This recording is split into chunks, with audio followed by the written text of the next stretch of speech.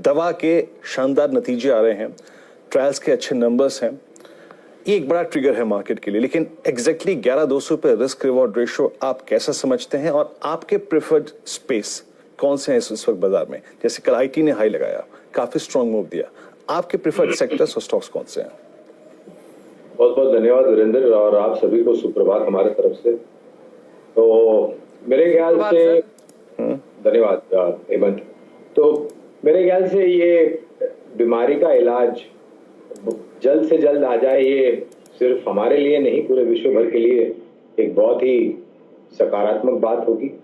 और मैं उम्मीद रखता हूं कि जो भी टेस्ट किए जा रहे हैं अलग अलग स्टेजेस पर, वहां पर सफलता मिले और ह्यूमन कंजम्पशन के लिए ये दवाएं उपलब्ध हो जाए। एक चीज ये भी ध्यान में रखनी पड़ेगी वीरेंद्र के किसी भी कंपनी को, चाहे फिर वो सेरम से जुड़ी हुई कंपनी हो या फिर भारत से कोई दूसरी दवा बनाने वाली कंपनी हो या फिर कोई भी विदेशी दवा बनाने वाली कंपनी, जिस किसी को भी इस बीमारी का तोड़ या फिर इलाज मिल गया तो जो क्षमता की जरूरत होगी ये दवाई, वैक्सीन, ओरल डोज या फिर इंजेक्शन बनाने के लिए, वो बहुत बड़ी मात्रा में होगी। और मैं उम्मीद रखता हूं कि विश्व भर के सारे देश एकजुट होकर के आगे आए और जितनी भी कैपेसिटीज हो और उनको काम में लेकर के जल्द से जल्द बने।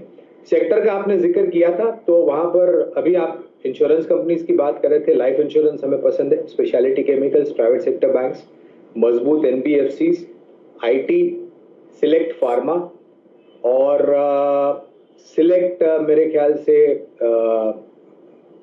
कंजम्पशन जो थीम होती है, जहां पर डिस्क्रिशनरी नॉन डिस्क्रिशनरी थीम होती है, ये सब हमें पसंद है। रिस्क रिवॉर्ड यहाँ से फेवरेबल तो है ही, बशर्ते कि आपके पास लंबी अवधि का नजरिया हो।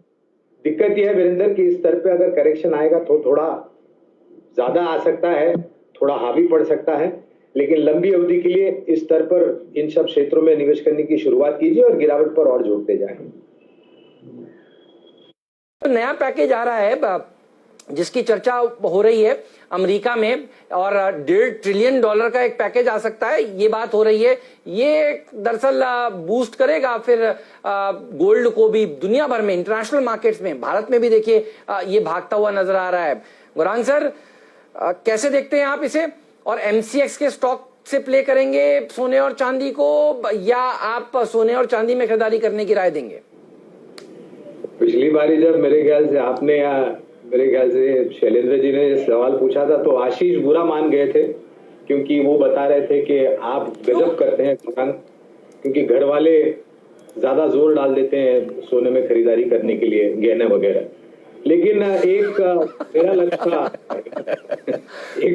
था हेमंत, और ये मैं मेरी जुबानी काफी लंबे समय से मैं ये कवायद करते हुए आया हूं कि आपका जो सब फर्ज कीजिए आपके पास 100 रुपए है निवेश करने के लिए, तो आपकी जोखिम झेलने की क्षमता के हिसाब से और उम्र के हिसाब से 50 या 60 या 70% आप शेयर बाजार में सीधे सीधे या म्यूचुअल फंड वाला द्वारा आप निवेश कीजिए, 20% आप लाइफ इंश्योरेंस रिलेटेड प्रोडक्ट्स में, और कम से कम 10 या 15% जो होता है वो गोल्ड रिलेटेड, यानी कि आप gold ETF, gold sovereign bonds, direct investment in gold, या फिर गोल्ड रिलेटेड शेयर्स, क्योंकि हमारे देश में गोल्ड माइनिंग कंपनीज लिस्टेड नहीं है, तो अनफॉर्चुनेटली ये एक दुविधा है हमारी। लेकिन मेरा एक विकल्प था, जनवरी 2020 में मैं केरला में था और एक इन्वेस्टर अवेयरनेस प्रोग्राम कर रहा था, और तब मेरे ख्याल से कुछ 36,000 के आसपास के सोने के भाव चल रहे थे। ये मैं 10 ग्राम की बात कर रहा हूँ। तब मेरा एक नजरिया ये था कि 50,000 का भाव शायद दिसंबर 2020 तक आएगा, लेकिन हम जुलाई में हैं और ऑलरेडी 49,000 जैसा आप जिक्र कर रहे हैं वहां पर पहुंच गए। तो मुझे ताज्जुब नहीं होगा हम 52 या फिर 53,000 के आसपास पहुंच जाए दिसंबर 2020 तक। और आने वाले अगर आप 3 या 4 या 5 साल की बात करें तो मेरे ख्याल से ये जो भाव हम देख रहे हैं ये 60,000 या 65,000 के आसपास भी जा सकता है, क्योंकि जिस तरीके से दुविधाएं और तकलीफें हो रही है दुनिया में, खास करके जो जियोपॉलिटिकल टेंशन है, देश जो दिवालिया हो रहे, पहले कंपनियां दिवालिया हो रही थी, अब देश दिवालिया हो रहे। नहीं है बिल्कुल भी। एसबीआई कार्ड में भी लोग डरे घबराए थे और उसके बाद हमने देखा ये स्टॉक भी देखिए ऑल टाइम हाई पहुंच गया, आईपीओ के भाव के ऊपर ये स्टॉक निकलता हुआ आपको नजर आ रहा है। डॉक्टर साहब एसबीआई कार्ड्स लाइए, मुझे एक राय फंडामेंटल एक्सपर्ट साहब से लेनी है। गौरांग सर बताइए, एसबीआई कार्ड्स आपको आंकड़े कैसे नजर आए? काफी बेहतर थे। और हेमंत, एक जो शब्द था मोनेटोरियम, जिसको लेकर के पूरे बैंकिंग और एनबीएफसी सेक्टर में तांडव मचा हुआ था जब पहली बार इसकी घोषणा की गई, 3 महीने से 6 महीने की बातें सामने आई और लोगों को ये लग रहा था कि शायद नतीजों में बहुत बुरा असर पड़ेगा। लेकिन आप देख लीजिए एचडीएफसी बैंक के नतीजे, आप देख लीजिए बाकी अन्य बैंक के नतीजे, आज बजाज फाइनेंस, बजाज फिनसर्व के नतीजे आएंगे। एसबीआई कार्ड्स पर जो आप जिक्र कर रहे हैं, तो पहले तो आईपीओ के दौरान भी हमने खरीदारी की कवायद की थी और स्टैंड अलोन भी हमारी खरीदारी की राय है और हमारा लक्ष्य 1250 का है लंबी अवधि के लिए। बड़ी स्क्रीन पे साबित हुई नहीं। अब आई थिंक इन मेटल्स पे आपकी एक राय। दूसरी बात, इसको कोरिलेट करते हुए 2 स्टॉक्स जो आपके जहन में आते हैं जिनको आप अपने पोर्टफोलियो में रखना चाहेंगे। तो 2 नहीं, मैं 3 स्टॉक्स का नाम लूंगा वीरेंद्र। पहले तो टाइटन, मुथूट फाइनेंस और मन्नपुरम लीजिए। बिल्कुल। और ये मुझे मेरे ख्याल से हेमंत ने सवाल पूछा था, मेरे ख्याल से 2 या 3 दिन पहले 50,000 का जिक्र किया था और आज जो हमें लग रहा है कि दिसंबर तक शायद ये 53,000 या 55,000 तक भी जा सकता है सोना, और अगले साल संभव है कि ये शायद आपको 62,000 या 65,000 तक भी जाता मिले।